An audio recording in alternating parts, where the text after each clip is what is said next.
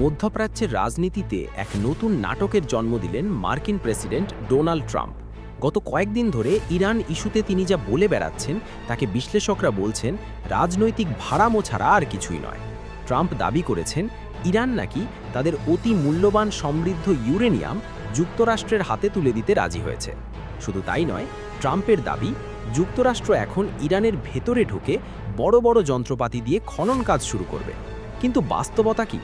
Tehran কি সত্যিই নতি স্বীকার করেছে, নাকি হোয়াইট হাউস থেকে আবারও পাগলের প্রলাপ ছড়ানো হচ্ছে? আজকের বিশ্লেষণে আমরা দেখব ট্রাম্পের এই দাবির পেছনের অন্তঃসার শূন্যতা। রয়টার্সকে দেওয়া এক সাক্ষাৎকারে ট্রাম্প যা বলেছেন তা শুনে খোদ মার্কিন কূটনীতিকরাই অবাক।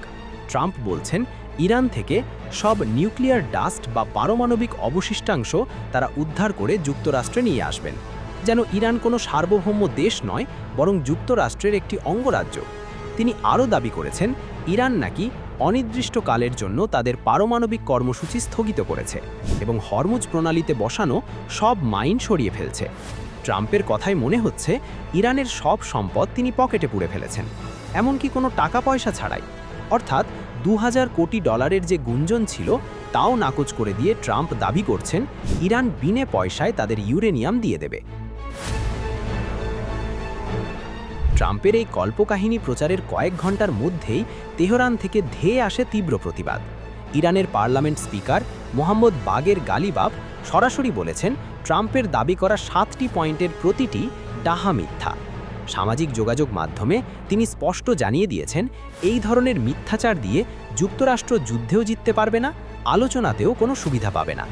ইরানের পররাষ্ট্র মন্ত্রণালয়ের মুখপাত্র ইসমাইল বাঘাই ট্রাম্পকে মনে করিয়ে দিয়েছেন ইরানের 1 ইঞ্চি মাটি যেমন পবিত্র, তাদের সমৃদ্ধ ইউরেনিয়ামও ঠিক ততটাই মূল্যবান। এটি অন্য কোনো দেশে হস্তান্তরের প্রশ্নই ওঠে না। যুক্তরাষ্ট্র যদি মনে করে নৌ অবরোধ করে ইরানকে নতি স্বীকার করাবে, তবে তারা ভুল স্বর্গে বাস করছে।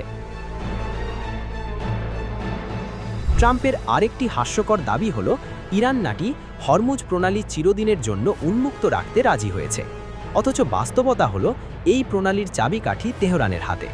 ইরান পরিষ্কার জানিয়ে দিয়েছে হরমুজ প্রণালী কোনো ভার্চুয়াল জগৎ নয় যে সোশ্যাল মিডিয়ায় ট্রাম্পের কথায় এটি নিয়ন্ত্রিত হবে। ইরানের অনুমতি ছাড়া কোনো সামরিক বা বেসামরিক জাহাজ এখানে চলাচল করতে পারবে না। ট্রাম্পের তথাকথিত শান্তি চুক্তির আড়ালে যে চরম আধিপত্যবাদী মানসিকতা লুকিয়ে আছে তা এখন বিশ্ববাসীর সামনে স্পষ্ট। যে ইউরেনিয়াম ইরান গত কয়েক বছর ধরে রক্ত জল করা পরিশ্রমে 60% পর্যন্ত সমৃদ্ধ করেছে, তা কোনো বিনিময় ছাড়া ট্রাম্পকে দিয়ে দেবে, এমন চিন্তা কেবল কোনো উন্মাদী করতে পারেন।